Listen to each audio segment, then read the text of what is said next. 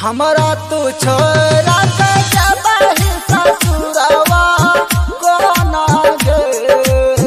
हमारा तू छोरा के जबहि ससुरवा कोना गे।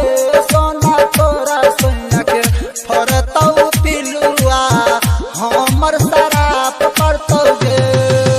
डीजे राहुल बाबू रिकॉर्डिंग बाय मां लक्ष्मी स्टूडियो बाजार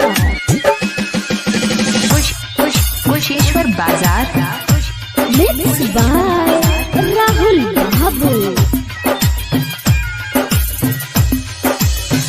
मंगिया सजाई के एला तू हमरो गाना मांगे। मंगिया सजाई के एला तू हमरो गाना मांगे।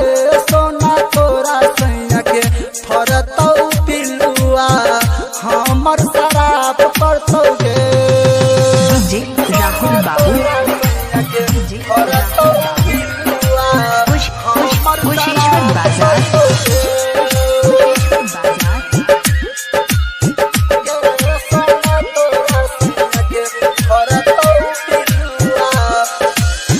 सैया के से जैसा के बही तू जाई के सुरबा गे।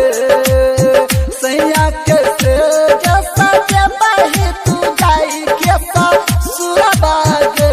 सोना तोरा सैया के फरतौ पिलुआ हमर शराब करतौ गे। डीजे राहुल बाबू रिकॉर्डिंग बाय मां लक्ष्मी स्टूडियो बाजार। राइटर रूप सका है छौ मैंने लेका हना मांगे। राइटर रूप सका है छौ मैंने लेका हना मांगे। सोना घमक छोड़ के नहीं जो